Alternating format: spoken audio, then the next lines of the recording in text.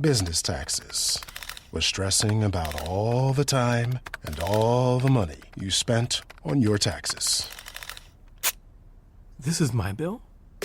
Now Business Taxes is a TurboTax small business expert who does your taxes for you and offers year-round advice at no additional cost, so you can keep more money in your business.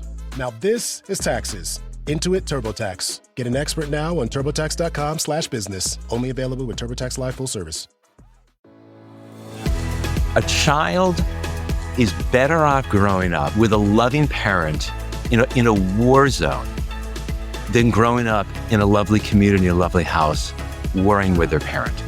Literally, you have better outcomes growing up in a war zone with high connection with a parent or caregiver than living in friggin' Taj Mahal or some mansion someplace when you feel cold and distant and unsupported and unloved by your parents. Welcome to the No Guilt Mom podcast. I'm your host, Joanne Crone, joined here by my lovely co-host, Bree Tucker. Hello, everybody. How are you? I'm feeling so much better. So much better. We've talked on every single interview, and I always out her for having a hurt back. And she's like, well, Joanne, she was in bed the other day. There's my out of the day, Bree, telling everything about. There's a podcast episode where everybody gets to see my bed. Yes, indeed. Well, today's episode, we're bringing back two of our favorites, Dr. Bill Stixrud and Ned Johnson, because they have a workbook coming out that aligns with everything they talk about in raising a self-driven child and also what do you say. And so we're really going to dig in with them today about how to be that non-reactive presence. Because Bree, you know all the questions we get from moms who just feel so guilty and so ashamed every time they lose it in front of their kids. Right? I mean, I know I'm not the only loud, jumpy, highly reactive person in the world. I know there are others like me. And also there's the fact too that you have that, if you're trying to be calm, I feel like so many of us have that internal argument going on of like, am I being too cool? Am I being too lax? And you second guess yourself so much. You're going to pick up some great tips from this episode. So without further ado, here we go. William R. Stixrud, Ph.D. is a clinical neuropsychologist and founder of the Stixrud Group, as well as a faculty member at Children's National Medical Center and an assistant professor of psychiatry and pediatrics at the George Washington University School of Medicine. Ned Johnson is a regular guest and friend of ours here at No Guilt Mom. He's an author, speaker, and the founder of Prep Matters. Ned and Bill have co-authored the national bestsellers, The Self-Driven Child, What Do You Say? Talking with Kids to Build Motivation, and their newest edition, The 7 Principles for Raising a Self-Driven Child, which is a workbook. And they've been featured in numerous media outlets such as NPR, the New York Times, the Washington Post, the Times of London, the Wall Street Journal, U.S. News and World Report, Time Magazine, just to name a few. And with that, know what good hands you're in today for today's podcast episode, and let's get on with the show. You want mom life to be easier. That's our goal too. Our mission is to raise more self-sufficient and independent kids, and we're going to have fun doing it. We're going to help you delegate and step back. Each episode will tackle strategies for positive discipline, making our kids more responsible and making our lives better in the process. Welcome to the No Guilt Mom podcast. I can't believe you did that all in one breath. I did it. I was breathing. That down in journalism has helped. And swing lungs. So we're there you go. But there you go. Back to the podcast. We are overjoyed to have you here today, and especially to talk about your new workbook, which is so cool. And like I was reading last night, and you have a story about why you created the workbook, about this woman that you were seeing at every single conference. Can you share that with us? Yeah, a mother of kids that I tested. So I knew this woman, but I just recognized that she came to 4 of our lectures in DC. And basically it's the same talk about the self-driven child. And so the 4th time after the lecture, I go up to her and say, why do you keep coming? And she said, every time I come here and hear you guys talk, I feel so calm. I feel centered. And I feel so much better about my kid. And then I go home and he doesn't turn in his homework. He screws something up. Or I talk to a mother whose kid's way out overachieving compared to my kid. And I get all anxious again. So I come back to, I want to hear you guys talk again, to put things in perspective. And we are like her calm button. That's what we want to do. We want parents to help to feel that it's safe and that it's right to trust their kids and to worry about them less. Yes, like I being a calm button, because I saw that when I was a teacher in education. I would go in and I'd be like, I am not going to use this with my students. I am not, for instance, like behavior charts. I'm not going to use this with my students. I know. I see the eyes rolling back in your heads. You can. We have feelings. For those in podcast land, if you could see the eye rolls as soon as behavior charts came up. But I would, and then I would go into the classroom. I would hit a like beat, and I would see my colleagues using them and panic, and then go right back to those behavior charts. So I could really, really relate to that woman who had that sense of panic. And I think like all of us can actually, as parents, that panic. Let's talk that panic first and foremost, because one of your principles is about being a non-reactive presence. What's like first signs that we can look at to kind of start tampering that reactivity in us as parents? So first signs to identify that we're even reacting? That would be great. First signs to identify. Yeah, let's start there. Yeah, because I think sometimes we're not even sure, right? Like I talked about in the intro, like I think that sometimes we think we're being calm, but then we think that we're doing it the wrong way. We think we're calm, but really we're not. I might shift the language slightly. We always think that we're rational. Yes. Even when we are emotional or anxious. And for me, one thing, I'll talk about myself as a dad with my daughter, who's now 20, and if she's listening. Brilliant, but nobody could push my buttons the way that she would. But to be fair, no one would push her buttons the way that I could. And we're really, really close, and we're probably built in very similar ways, though she's a lot brighter than her dad. And one of the ways that I am with her, certainly work with my students, is when I feel myself being impatient, right? I don't have time for this. When I feel myself being frustrated, well, the chances are they are too. And sometimes it's my frustration because stress is contagious. My stress can become my daughter's stress or a student I'm working with, but also it goes the other way. I'll be working with a kid and thinking, why am I feeling so intense? Well, it's because this boy is incredibly anxious and he's sort of radiating this angst. And anxiety is just so contagious. So if as a parent, as a mom especially, if you feel yourself impatient or anxious or frustrated or angry, these are all symptoms of your stress response going off. And the hard part is, of course, is your kid is likely to feel it too. So we have a whole part of this chapter of just starting with recognizing your own triggers, because it's hard to address a problem that you don't first acknowledge as a problem. I love the whole quiz part you go, because you have in the last month, how often have you? It's so easy I love quizzes. Some of us are like, okay, how many in the last 10 minutes have I? Yeah, like that anxiety that we feel creeping up into ourselves, especially the anger, how that's some of our, signs that we are becoming reactive. When we notice that, what is something that we can do as a parent, especially if we have a kid in front of us? I want to say really quickly before Bill answers that really good question. When you think about the stress response, the freeze, flight, or fight response, right? So some people just freeze and they don't know what to say. What do you say? They're just frozen, right? The bunny in our front yard. They don't see me. They don't see me. They don't see me. More often for women, it's more often, but not always, it's the freeze or the flight response. Men are more likely to go right to the fight response. So I see this all the time. I'm not anxious. I'm just pissed.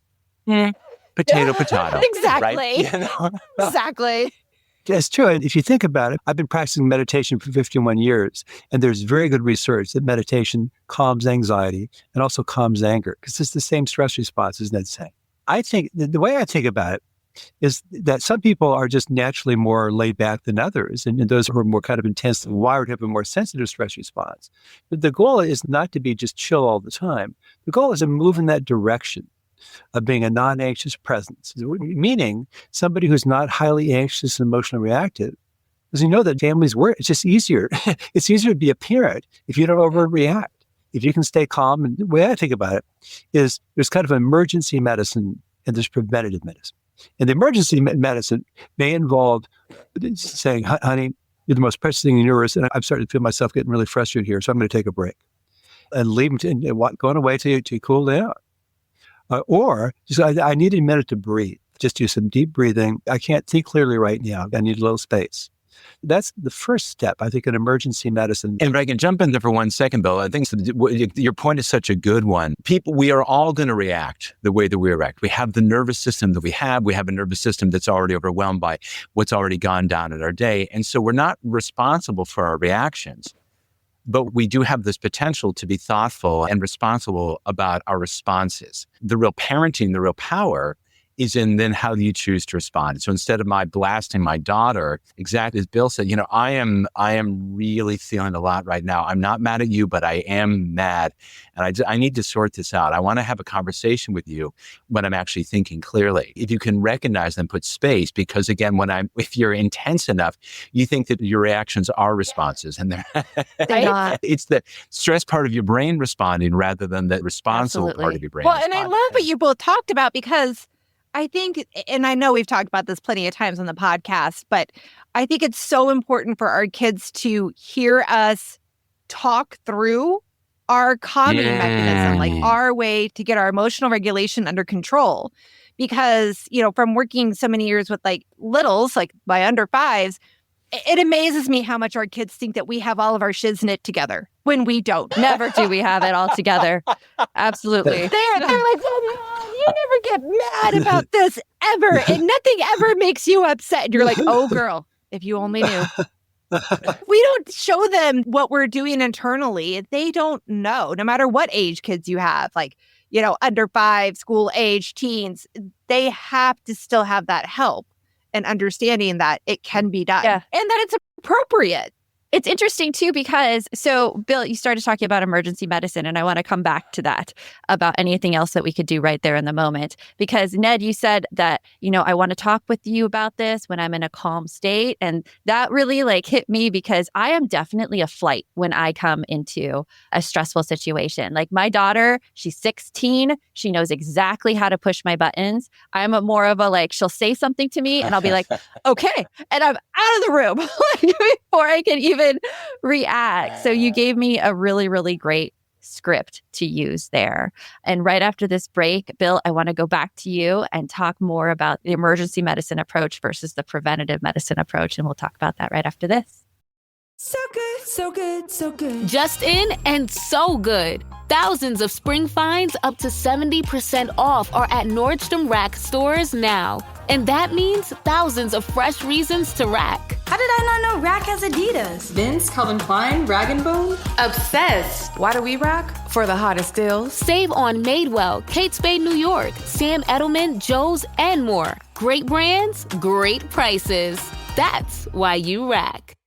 Acura's all-new ADX, a compact SUV that isn't just built for one thing, it's precision-crafted for everything. To escape the grind with available all-wheel drive. To go with your flow with available Google built-in. Hey Google, turn it up. Okay, turning up the volume. And crafted to be heard with an available Bang & Olufsen premium sound system. The all-new Acura ADX, crafted to match your energy. Acura, precision-crafted performance. Take your vibes on go, go, go, go. Google is a trademark of Google LLC. So right before the break, we were talking about, there's the emergency medicine approach and the preventative medicine approach. We talked about a few things to do, such as have those deep calming breaths, talk through your calming process. Is there anything else you recommend, Bill, that we could do right there in the moment? I love what you were saying earlier about kind of talking through your own process. And when my kids were little, I tend to be in a good mood almost all the time. Maybe that's the preventative part we need to talk about. That's my wife says to me. Some of it's temperament, some of it's practice. And so I wanted to let my kids know how I do it. So I'd be driving in the car and I'd say, that something happened and it made me really anxious. Somebody was mad at me about something and I was really kind of getting down on myself. Are you saying you need to be perfect 100% of the time? It doesn't make any sense. Yeah. And I don't like that. So I love that idea of sharing with kids what we know helps us calm down in the moment. And the preventative medicine part is simply that all of our worry about our kids, all our anxiety, all our emotional reactivity, it's about the future. It's not about the present. In the sense that I talked to a mother who's a parent coach today, who's micromanaging her 16-year-old. She read our books too. Because it's hard. Yeah. It's hard to do what we recommend, which is to give kids more control of their lives. It's emotionally hard. And what I was saying to her is that she's worried about his grades. He's not doing his homework. They're on top of him about his schoolwork and stuff. And I said, he could flunk every one of his courses. in high school. And if he decided that was a bad idea, he could go to community college for 30 credits. And then he can apply to almost all the colleges in the country. And they don't want to see his high school transcript. It's just not that big a deal. He said, all you're worried is about he's going to get stuck in some negative place and not get better. Part of the long-term, that preventive medicine, is getting our head around the idea that most kids turn out well.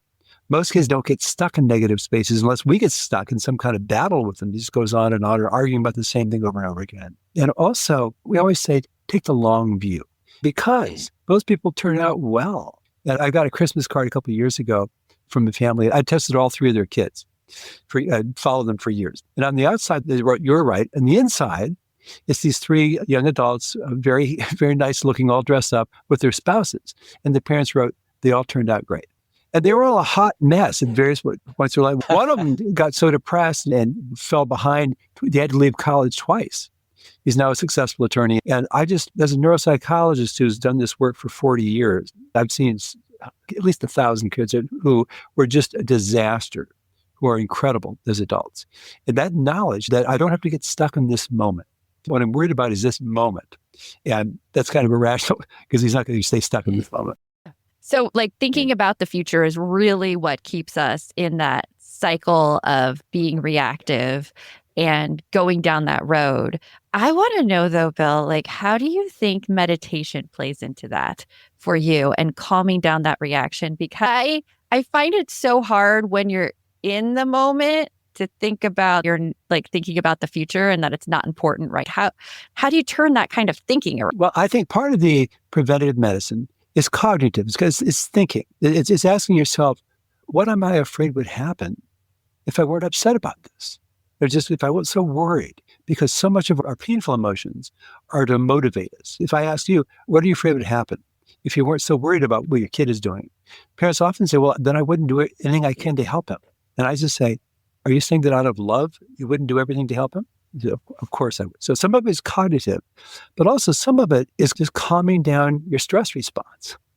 And for some people, exercise is a really good way to do that. For Ned and I, we practiced meditation for many years. When I was 23, 3 people told me I was the most nervous person they've ever met. One of them said, if there's anybody on this planet that needs to learn to meditate, it's you. So I learned to meditate.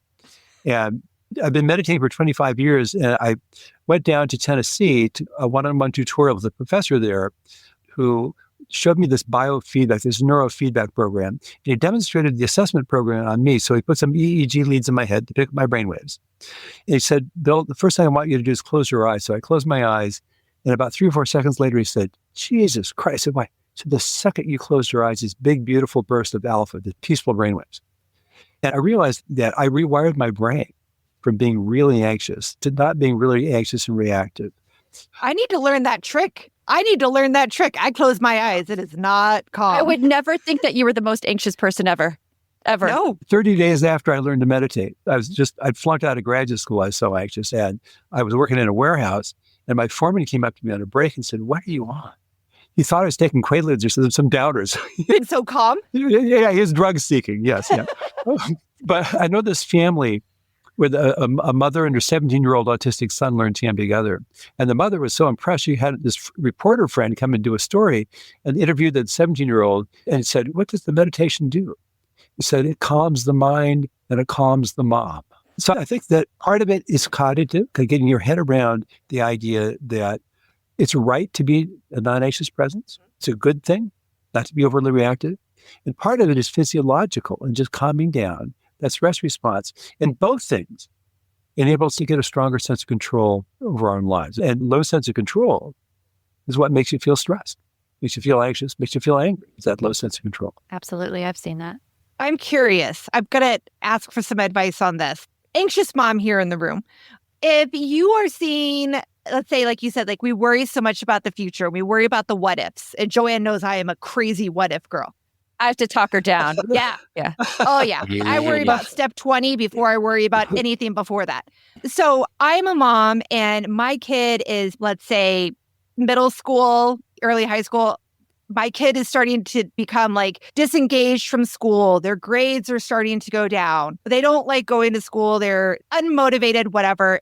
And as the anxious parent, I'm worried that they're going to go down this road. And in my head, they're already doing drugs, drinking alcohol, mixing up with the wrong people, and they're living in a van down by the river. Yep. Although everyone wants to live in a van down by the river these days, Ned. I know, right? There was a time when we were like, oh, living in a van down by the river. And now we're like, hashtag van life. Maybe one day I'll get to live in a van by a river. But would you like vocalize that to your kids? Like, I'm just worried that because you got a C in science, that by next year you're going to have an F in science and math, and then you're going to be smoking doobies under the high school, like under the bleachers. And an A in delinquency. Yeah. Oh my goodness. I love this question so much. And we're going to hear you guys' answers right after this. Okay. Right before the break, Bree asked you this question about worrying about a child who looks like they're going downhill. How do you recommend addressing that without being reactive? Yeah, because I cannot be calm if I'm worried my kid is going to be going down that hill. Among other things, Bill has had the opportunity to work with a lot of young people who seem to be just in this kind of situations that you're describing. This family educator I talked to today, her kid is very unmotivated, and the adults in his life are spending 80 or 90 units of energy trying to make the kids work. The kid's spending 10 to 20. And it doesn't change until the energy changes. So part of what we recommend is asking yourself, whose problem is it? And it doesn't mean this is your problem, buddy. It means respectfully, this is their life. And expressing confidence, they can figure it out. And the first thing that I tell underachieving kids or kids who are kind of slacking in school, especially if they're in high school, is I say, you can flunk every single one of your classes. If you decide that was a bad idea, you go to community college for 30 credits, and then you can apply to virtually all the colleges in the country. They don't want to see your high school transcript. And just because when I tell them that, it motivates them because they realize, oh, I haven't screwed up my whole life. When we get anxious, we try to get more controlling. And that's why being a non-anxious presence is so beneficial in part, because it's so much easier to remember that it's their life. And I can offer to help, I can offer support in any way, but I can't change them and I can't force them. The first principle in our new book is put connection first. Your relationship is more important than your kid's grades. I consulted with a kid years ago who was 21. He really had a tough time in high school and since. And I asked him, is there anything that your parents could have done when you were in high school that would have made it better? And he said, I think it would have helped me if they'd been happy to see me sometimes. But he was screwing up, so they always felt they'd be on him or disapproving of him. And we think there's nothing more important you can do than just enjoying your kids. So even if they're going south kind of academically, you'll let them know it's just not that big a deal. You can turn this around. I love you no matter how hard you work. Yeah, and if I can add to that, when we're anxious, we become controlling. When our kids feel controlled, they become more anxious. We know that the major manifestation is avoidance. So one real concern that we have is a lot of kids who seem like they're not trying hard at all. They're actually frozen. We go back to the freeze fight response. They feel stuck. Things are not going well. They know that parents don't approve. They know that, their teachers look at them like they're a dope. They know, but they may not know how to do better, right? And oftentimes things, we just got to study harder. Well, I was with a kid the other day whose mom said, well, I know if he works really hard, I know he can get A's on all these things. The kid is anxious. He's Ph.D. Learning is hard for him. I went out and talked from him, and then I said, I hear what you're trying to say, but what you may be communicating to him is that you can do this if you try. If your performance sees that much mean that your character sucks, because it's not a talent thing. There must be something wrong with you as a person. Close the door. I said, I can see where your parents are coming from, but I'd love to hear your experience on this. He said, well, in ninth grade, I locked myself in my room and I was in there doing work for 3 to 4 hours a night. I've never got worse grades in my life. So from his perspective, harder work doesn't make any difference. And all that happens when he really put his nose to the grindstone is he proved to himself that he's just really a dummy, that he can't do this work. So that feels hard. So kids run away from this, right? Yeah. So we want to be careful that we're not controlling, because when we lower their sense of control, we whack their motivation and we make them more stressed. The Bill's point about the connection, when we are more anxious, it is hard for us to be empathic. We just kind of pound on kids and beat them, thinking when they can finally get their act together and everything's good, then I can relax and love them. We want to do it the other way. Relax and love them at the get-go, even and especially when their grades are messy, their rooms are messy, their lives are messy, because that's how, as Bill said, that's how one of my favorite, this book is a workbook. So it's not just the science of this and the stories, because Bill and I have a million of these, but it really was designed, if we can't have a conversation, one, the way that you do with your your families and the way that we do with ours. How can we foster this? So there are reflections, there's questions, there's activities to do by yourself, with your spouse, and with your kids. And my favorite one is this, that a kid who's in that position is really ambivalent.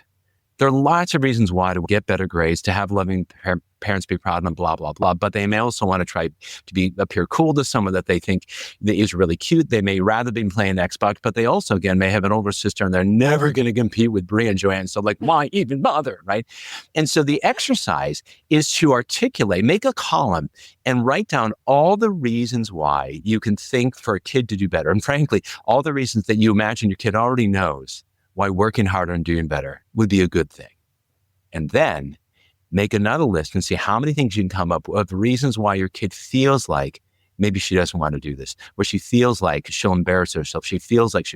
And when you go through this process, you're going to realize that part of the reason that kids are in a hard place and they're stuck is they have reasons to and reasons not to. And as we talked about, what do you say? The more we pound on this side, the more the other side, why not to? And then we're back and forth, and we really have we pushed our kids. They feel alone, and we feel helpless because our kids are not engaging with us.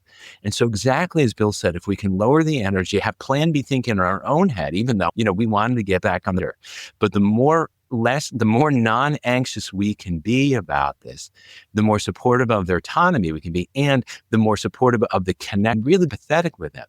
Because when we do that, it kids feel like we're working hard to understand what they're feeling. They're much more open with us.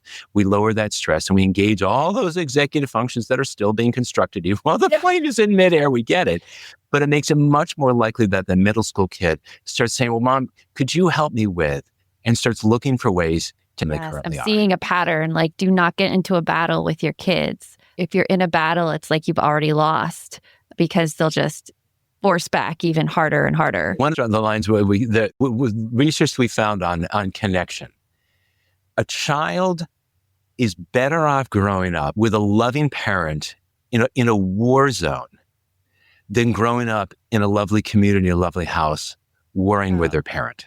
Literally, you have better outcomes growing up in a war zone with high connection with a parent or caregiver than living in friggin' Taj Mahal or some mansion someplace when you feel cold and distant and unsupported by your parents. Put connection first is the first principle in the book. And so much of what we talk about in all our books is changing the energy. So if it feels like you're trying to force, right, and you really can't force a kid to do anything, you change the energy. When you find yourself really frustrated, you change the energy. You take a break. You change the energy because that energy is not going to help. I was going to say, I feel like you guys are on a mission to bring calmness to parents around the world, to let them know that by trying to push and control what's going on with your kids, that's not going to give them the results that they're looking for. Well, 100%. And part of it is few things can be more upsetting and more stressful for a loving, I'll pick on moms because here we are, that for loving moms, than trying to do something that may be impossible. Because if your kid refused to do his homework, refused to do her homework, you can't make it. We're going to duct tape them to a chair. What are you going to do? Yeah. What you can do is make it so unpleasant where you're so angry and so scared that the kid really feels like, I'm going to lose this connection with mom. And if you're 19, you can tell your mom to go pound sand, but you can't risk that if you're 9 years old. And so children will sacrifice their own need for autonomy, all kinds of things in order to maintain that relationship. And we just, as Bill said, so much of our work is to help parents feel that it's safe to trust their kids more and worry about them less, because it's better for kids. And it's also better for moms because it doesn't feel good to worry all the time. It's just not, you don't want to spend your every waking moment being anxious about your kid. It's really hard to enjoy your own life, much less theirs, and love on them. So yeah, we're pretty sure the science is on our side. Yes. And with that in mind, we're going to do a little quick fire game that I'm going to call Calm Under Pressure. Oh, ooh, okay, now I'm nervous. Am I allowed to be nervous? Well, you're allowed to be nervous, but not anxious. It's called Calm Under Pressure. And it's not a competitive game. It's a collaborative game. And what I'm going to do is I'm going to give you a scenario, and you could use your name as your buzzer if you want to answer this one. Okay. And your response needs to be like what the parent could say to the child in this scenario. So just directly speaking to the child. So for instance, if your 4-year-old's having a full meltdown in the grocery store because he won't buy candy, you might go, Ned, and you'll say, listen, I know you want the candy right now, or whatever you would say from that. Okay, we ready? We're going to go through and try to just go these out, because parents are always like, if you're listening right now and you're like, I have no idea what to say in these situations. Oh my gosh, this is going to be amazing for you. Here we go. We're going to start with the teen situation. Your 15-year-old rolls their eyes and says, whatever, when you ask about their declining grades. Ned, boarding school. I was thinking military school, but yeah. I have a stack of brochures for boarding schools right here. And I'm not afraid to use them. Sorry. Well, that's an actual response to that question. Hey, rolling of eyes, something I said must have hit you the wrong way. Can you give me a little more? I love that. I'd love to try this again, because if I've hit something wrong, I'd love to understand what your feelings are on this.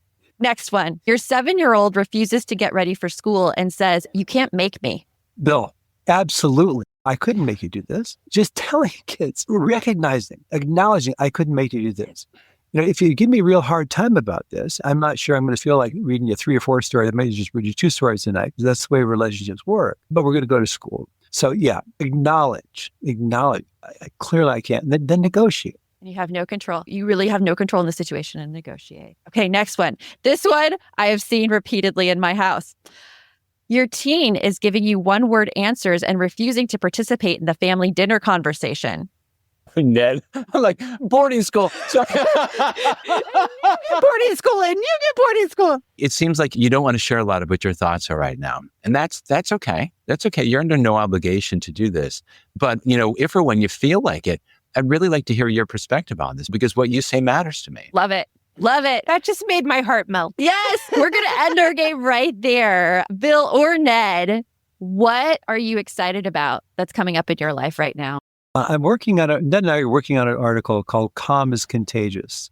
And we may be writing a book about the idea, because the idea is that a wise meditation teacher once said that a green forest requires green trees, and a peaceful world requires peaceful people.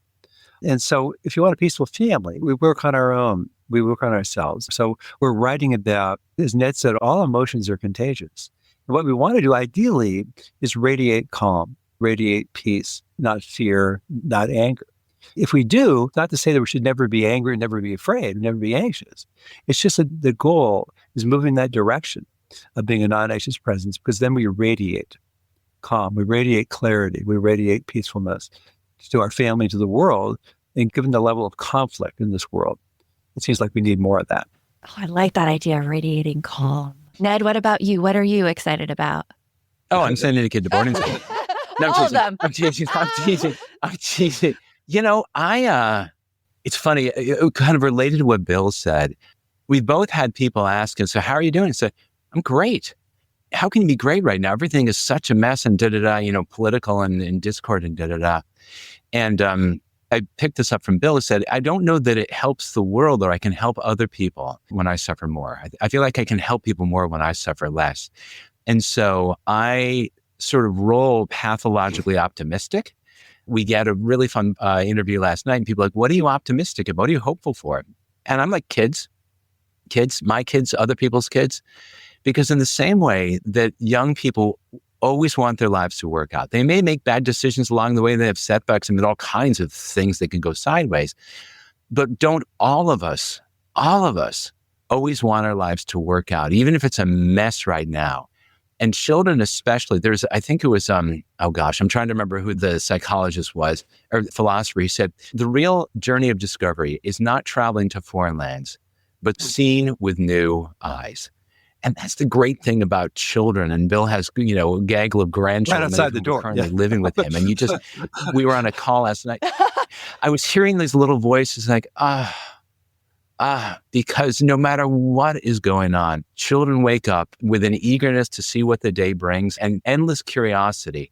And that always, always gives me hope. Because, the problems, what did Einstein say? We will not solve our problems using the thinking we used when we created them. And by definition, children don't yet know the ways of the world. And so they're very likely to see things with different eyes, with new eyes. So yeah, Children make me happy. Young people make me happy. Even old people, like Bill and me are old farts. We still, Speak for yourself. We still want to see the I'm world really work out. old. And I think there are a lot of... Speak for yourself. Yeah, I have to say too, even seeing Gen Z, like the teenagers, they are so feisty in a good way. And that makes me very hopeful for the future as well. Well, Bill and Ned, this has been amazing as always. I always love our conversations together. Thank you so much for being here. And we'll talk to you I later. also feel calm just from being here in this interview. And You're it's a calming effect. our human Xanax.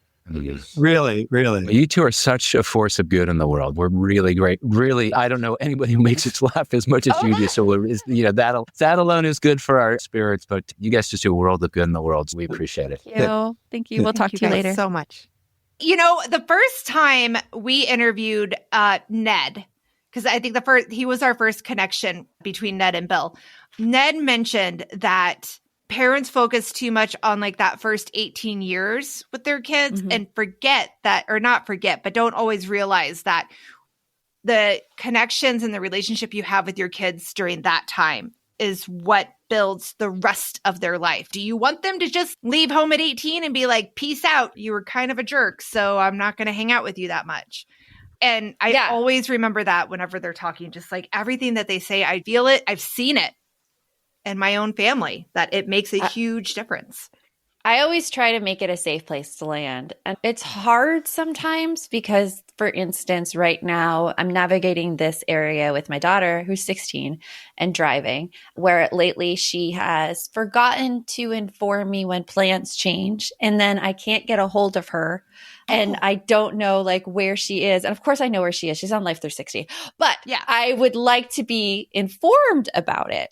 And so this happened once when she was babysitting. It happened last night too, when she said she'd be home by 8 and it became 9 o'clock. And I'm like, where's my daughter? Yeah. I found it hard not to harp on it and be passive aggressive, because that is what is my normal tendency. I'm like, well, you don't love me enough to tell me when you'll be home. Like that's the thought that automatically pops into my head. And I'm like, where did this come from? This is not a healthy thought, Joanne. This does not help relationships, Joanne.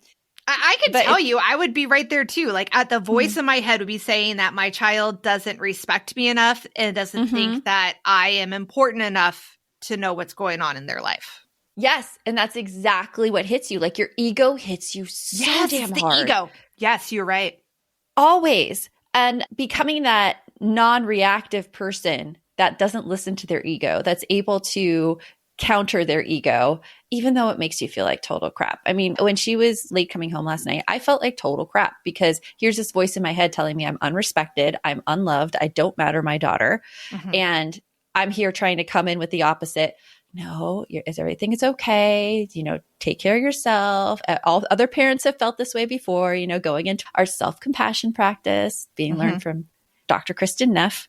But still, it's hard as a parent to be that non-reactive presence. It's hard. And like the question I had for them, I feel like so many of us, we get stuck in that area of societal pressures. And we have so much pressure on us these days to be a great parent because we see it plastered all over social media, all over TV and movies, the typical role of, well, look at this family. They're so wonderful. They're able to get everything like figured out. And let's just take Modern Family. All right. I love Modern Family. My daughter is obsessed with it right now. So I've probably watched the entire series 4 or 5 times. In it, even though they're not perfect, they still manage to, nobody has had major challenges in that show. None of those characters. And so you think that that is normal because they have little issues, but nothing big. So when a big issue comes in, you're like, well, I must be doing it wrong. And I've had somebody say that to me, that like, I must be doing a better job at this because I don't have problems with, you know, my kids at home. And you're like, just wait for it. Wait for it. Right? And it's like, it's not necessarily a bad, it's not necessarily a bad parenting thing that makes it happen. It's life. Things don't always work out fantastically for everybody. Some people are going to have more challenges than others. It doesn't mean you're doing a bad job. No, it doesn't. The absence of problems does not mean that you're doing a bad job. Yeah. To check how you're doing as a parent, look to see how you're solving those problems or like going about it, not fixing them, but working to solve them for all parties involved. Yes. Wow, this has been an amazing episode. I feel always so calm after talking to Bill and Ned.